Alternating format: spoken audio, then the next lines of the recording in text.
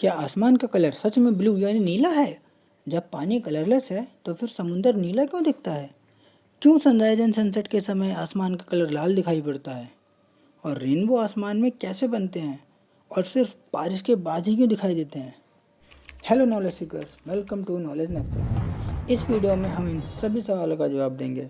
इन सभी सवालों का जवाब एक ही चीज़ से रिलेटेड है और वो है सनलाइट यानी सूरज की धूप। तो सबसे पहले हमें सनलाइट को समझना पड़ेगा। सनलाइट हमें सफ़ेद दिखती है, लेकिन इसके अंदर छुपे हैं काफ़ी रंग।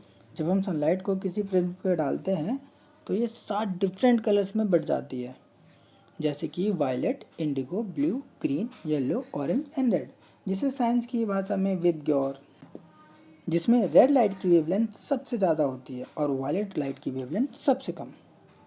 बट ये वेवलेंथ है क्या?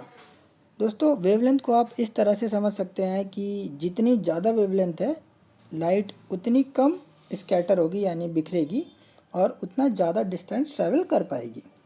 सनलाइट के 7 भागों में बंटने के कारण ही हमें रेनबो बनते दिखाई देते हैं। लेकिन रेनबो हमें बारिश के बाद ही क्यों दिखाई देते हैं? जब सनलाइट बारिश की बूंद पे पड़ती है तो प्रिज्म की तरह ही बारिश की बूंद भी सनलाइट को 7 डिफरेंट कलर में बांट देती है।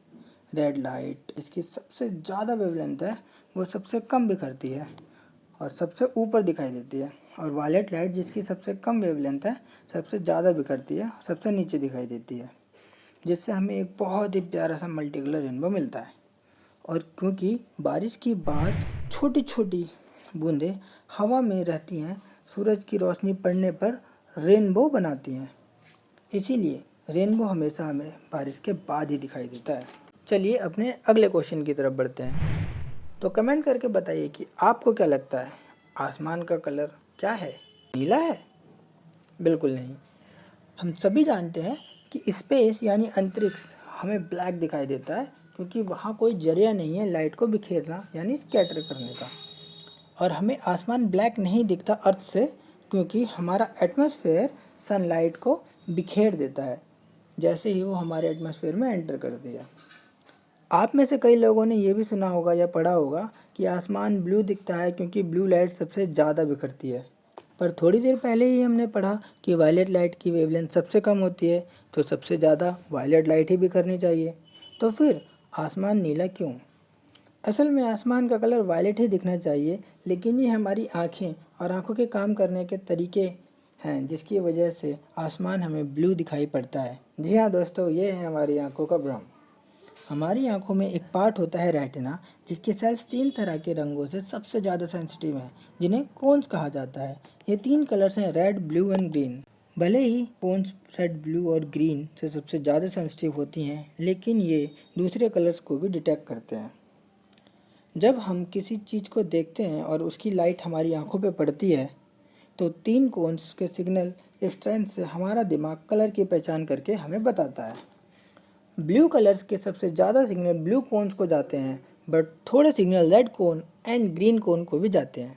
अगर सच में ब्लू लाइट सबसे ज़्यादा बिखरती तो हमें आसमान ब्लू नहीं बल्कि ग्रीनिश ब्लू दिखाई देता, लेकिन क्योंकि वायलेट लाइट सबसे ज़्यादा स्कैटर होती है, उसके बाद ब्लू एंड अदर लाइट्स, हमारी आंखों की सेंसिटिविटी के कारण आसमान हमें ब्लू दिखाई पड़ता है। चलिए बढ़ते हैं अगले क्वेश्चन की तरफ। जब पानी का कोई कलर नहीं होता तो समंदर हमें ब्लू क्यों दिखाई देता है? क्या समंदर आसमान के कलर को रिफ्लेक्ट करता है? कई लोग ये सोचते हैं कि समंदर का ब्लू कलर इसलिए होता है क्योंकि वो आसमान को रिफ्लेक्ट करता है, पर ये बिल्कुल भी सच नहीं है। समुंदर हमें ब्लू दिखाई देता है क्योंकि हाई वेवलेंथ वाली लाइट्स जैसे रेड, ऑरेंज, येलो ये समुंदर में एब्जॉर्ब हो जाती हैं स्ट्रांगली, और लो वेवलेंथ की लाइट जैसे वायलेट एंड ब्लू समुंदर में कम एब्जॉर्ब होती हैं हाई वेवलेंथ के कंपैरिजन में।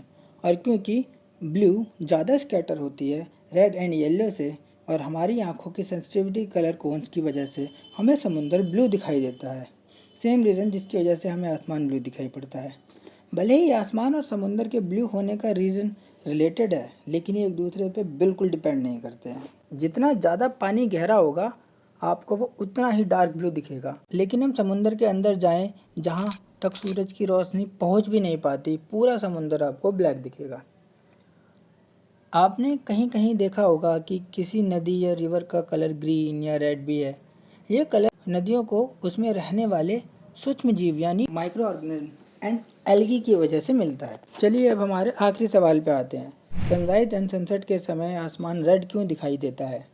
अगर वायलेट लाइट सबसे ज़्यादा बिखरती है और जैसे कि थोड़ी देर पहले मेंशन किया, आसमान का कलर तो ब्लू होना चाहिए सनराइज एंड सनसेट के समय में भी, जैसा कि हमें दिन में दिखाई पड़ता है। एक्चुअली दिन के समय जब सूरज हमारे सर के ऊपर होता है तो सूरज की रोशनी को कम दूरी तय करनी पड़ती है, जबकि सनराइज एंड सनसेट के समय सनलाइट को ज़्यादा दूरी तय करनी पड़ती है, जिसकी वजह से ब्लू लाइट इतनी ज़्यादा स्कैटर हो जाती है कि दिखाई नहीं देती। और क्योंकि रेड लाइट की वेवलेंथ ज़्यादा होती है, सिर्फ हाई वेवलेंथ लाइट ही हमारी आंखों तक पहुंच पाती हैं।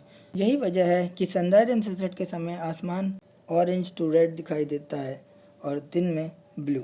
चलिए अब आपसे एक सवाल पूछते हैं कि आपको पता है कि ट्रैफिक लाइट्स में red light, yellow light and green light का ही यूज़ क्यों किया गया?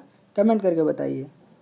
आप में से कुछ लोगों ने सही गैस किया है, क्योंकि इन कलर्स की वेवलेंथ बाकी कलर्स की वेवलेंथ से ज़्यादा होती है, इसलिए हमें ज़्यादा दूर से दिखाई पड़ती हैं। इसीलिए हम red light, yellow light and green light को यूज़ करते हैं हमारे ट्रैफिक लाइट्स में। ऐसे ही और इंटरेस्टिंग वीडियो के लिए हमारे चैनल को सब्सक्राइब कीजिए और नोटिफिकेशन बेल को ऑन कर दीजिए, जिससे कि आपके पास हमारी लेटेस्ट वीडियो सबसे जल्दी पहुँचे। Don't forget to like, comment and share. Thank you for watching.